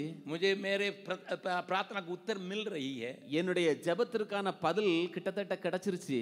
अगर परमेश्वर मुझे डॉक्टर बनाने के लिए चाहता है, ஒருவேளை ஆண்டவர் என்னை மருத்துவராய் மாற்றுவதற்கு சித்தம் கொண்டிருப்பாரேயானால் वो पैसा का भी प्रबंध करेगा. आप लोग लोन नहीं लेना. எனக்கு வேண்டிய பணத்தையும் அவரே ஏற்பாடு செய்வார். நீங்க லோனுக்கு அப்ளை பண்ண வேண்டாம். लोन लेना परमेश्वर की इच्छा नहीं है, லோன் எடுப்பது ஆண்டவருக்கு சித்தம் இல்ல. इसलिए लोन नहीं लेना. எனவே லோன் எடுக்காண்டாம். माँ बाप से लड़ बैठी. அங்க பெற்றோரோட சண்டை போட்டா. मिशनरी की बच्चे मिशनरियों से विश्वास के लिए लड़ रही है. இங்க மிஷனரியோட பிள்ளை தன்னுடைய விசுவாசத்திற்காக மிஷனரியோடு கூட அங்க சண்டை போடுறா. माँ बाप बोलने लगे ठीक है बेटा. அம்மா அப்பா சொல்ல ஆரம்பிச்சாங்க, சரிம்மா. इसके बीच में இதுக்கு இடையில हमारे दोस्तों में से कुछ लोग एक संगठन बनाए हैं. அங்கே நம்முடைய சிநேகிதர்கள் உள்ள ஒரு சின்ன கூட்டம், ஒரு சின்ன ஒரு குழு ஆரம்பிச்சிருக்காங்க. इस प्रकार मिशनरी के बच्चों को मदद करने के लिए. இந்த இப்படிப்பட்ட மிஷனரியோட பிள்ளைகளுக்கு உதவி செய்வதற்காக. जब उनको इन बातें मालूम हुई, இந்த காரியம் அவர்களுக்கு தெரிய வந்தபோது उन्होंने पूरा फीस को उस लड़की के लिए जमा कर दिया. அவர்கள் முழு தொகையும் இந்த பெண் பிள்ளைக்கு அவர்கள் செலுத்தி விட்டார்கள். हालेलुया, ஹல்லேலூயா. एक पैसा लोन नहीं. இது பணம் லோன் அல்ல. एक छोटी लड़की की विश्वास, சின்ன பிள்ளையினுடைய விசுவாசம் परमेश्वर से जो बातें उनको प्राप्त की उसको पूरा करने के लिए. ஆண்டவரிடத்திலிருந்து எந்த காரியத்தை கேட்டாலோ அதை நிறைவேற்றுவதற்கு उस विश्वास ने उसे विजय से भी बढ़कर जयवंत से भी बढ़कर जयवंत बनाया. அந்த விசுவாசம் அவளை ஒரு வெற்றி உள்ளவனாய் மாற்றிவிட்டது. आज सवेरे आराधना में आप बैठे हैं, இன்றைக்கு காலவேளையிலே நாம் ஆராதனையில் உட்கார்ந்து இருக்கிறோம். वातावरण और कानून आपके विरोध में हो सकता है. நம்முடைய சூழல் அல்லது சட்ட திட்டங்கள் உங்களுக்கு விரோதமாக இருக்கலாம். आपके ऊपर रखे हुए लोग आपके विरोध में हो सकते हैं. உங்களுக்கு மேலே வைக்கப்பட்டு இருக்கிறவர்கள் உங்களுக்கு விரோதமா இருக்கலாம். आपके उसके नीचे रखे हुए लोग आपसे कठिनाई से बर्ताव कर सकते हो. அவர் உங்களுக்கு கீழே வைக்கப்பட்டிருக்கிறவர்கள் உங்களை கடினமாய் நடத்தலாம். लेकिन एक धीमी आवाज चले आ रही है. ஆனா ஒரு சின்ன சத்தம், மெல்லிய एक சத்தம், धीमी आवाज चली आ रही है. ஒரு மெல்லிய சத்தம் வருகிறது. आपको उत्साहित करने के लिए एक धीमी आवाज चली आ रही है. உங்களை உற்சாகப்படுத்தும்படியான ஒரு மெல்லிய சத்தம். उसको सुन लो. அதை கேளுங்கள். विश्वास सुनने से होता है. விசுவாசம் கேட்கிறதினால் வரும். परमेश्वर के सिंहासन से आपके ओर एक वचन आ रहा है. ஆண்டவருடைய சிங்காசனத்திலிருந்து ஒரு வசனம் உங்களுக்கு நேர் வருகிறது. उस वचन का धर लो. அந்த வசனத்தை பிடித்துக் கொள்ளுங்கள். वो वचन आपको ले चलेगा. அந்த வசனம் உங்களை நடத்தும். विश्वास विजय दिलाता है. விசுவாசம் வெற்றியை கொடுக்கும். जो कोई परमेश्वर से जन्मा है वो विजय को लाता है. யாரெல்லாம் தேவனால் பிறந்திருக்கிறார்களோ அவர்கள் ஜெயத்தின் மேல் ஜெயத்தை பெறுவார்கள். हमसे प्यार करता है वो हमें जयवंत से भी बढ़कर जयवंत बनाया. அது நம்மை என்ன செய்ய போகிறது? ஜெயத்தின் மேல ஜெயத்துக்கு நேரே கொண்டு हर जगह में हर बात में विजय दिलाने के लिए वायदा किया गया. எல்லாவற்றிலும் எல்லா சூழ்நிலையிலும் வெற்றிக்கு நமக்கு வாக்குத்தத்தம் கொடுக்கப்பட்டிருக்கு. सुबह के समय परमेश्वर आपसे बातचीत करने जा रहा है. இந்த கால வேளையில ஆண்டவர் உங்களோடு கூட பேச விரும்புகிறார். आपके बच्चों के लिए आगे के दिन कठिन है जरूर. உங்களுடைய பிள்ளைகளுக்கு எதிர்காலம் மிகவும் கடினமாய் இருப்பது आपके सेवकाई के लिए आगे के दिन बहुत कठिन है. உங்களுடைய ஊழியத்திற்கு வரக்கூடிய நாட்கள் கடினம் என்பது உண்மைதான். आप में से कुछ लोग पूरा पूरा मार खाएंगे. உங்களிலே சிலர் வரக்கூடிய நாட்களிலே முழுவதும் அடிக்கப்படுவீர்கள். आपके विरोध में खड़ा होने वाला का संख्या 10 गुना बढ़ेगा. உங்களுக்கு விரோதமாய் கிரியை செய்கிறவர்கள், வேலை செய்கிறவர்களுடைய எண்ணிக்கை 10 மடங்கு அதிகமாகும். आपके विरोध में बोलने वाले ना समझ के लोगों की संख्या बहुत बढ़ेगा. உங்களை புரிந்து கொள்ளாமல் பேசுகிறவருடைய எண்ணிக்கை 10 மடங்கு அதிகமாகும். आपके विरोध में वो युद्ध जैसा दिखाई पड़ेगा. அது உங்களுக்கு முன்பதாக ஒரு பெரிய யுத்தம் போல காட்சியளிக்கும். परंतु ஆனால் हिम्मत का हिम्मत बांध लो, நீங்கள் हिम्मत தைரியமாயிருங்கள், बांध लो, தைரியமாயிருங்கள், हिम्मत बांध लो। தைரியமாயிருங்கள். तुम्हारा हिम्मत तबे बढ़ सकता है உங்களுடைய தைரியம் இப்பொழுதுதான் அதிகமாகும். जब उसकी आवाज को जरा सा सुनने के लिए कान लगाओगे, तब हो सकता है। அவருடைய மெல்லிய சத்தத்தை கேட்பதற்கு உங்களுடைய காதுகளை திறந்து கொடுக்கும் பொழுது उनकी आत्मा आपको कुछ नहीं कर सकती है, அந்த ஆவி உங்களை ஒண்ணும் செய்ய முடியாது. आपको बर्बाद करने के लिए उसके पास ताकत नहीं है। உங்களை அழித்து போடுறதுக்கு அதனிடத்துல ஒரு வல்லமையும் இல்லை. प्रभु के नाम की स्तुति महिमा हो। கர்த்தருடைய நாமத்துக்கு மகிமை உண்டாவதாக. मैं अन्य 3 आत्माओं के बारे में कहने के पहले நான் மற்ற 3 ஆவிகளை குறித்து சொல்வதற்கு முன்பதாக मैं चाहूंगा कि हम सबको थोड़ा 2-4 मिनट हम प्रार्थना में समय बिताने जा रहे हैं। நாம் 2-3 நிமிடங்கள் கொஞ்ச நேரம் எல்லாரும் ஜெபத்திலே செலவிட போகிறோம். अभी सबको खड़े हो जाएं। நாம் எல்லாரும் எழுந்து நிற்க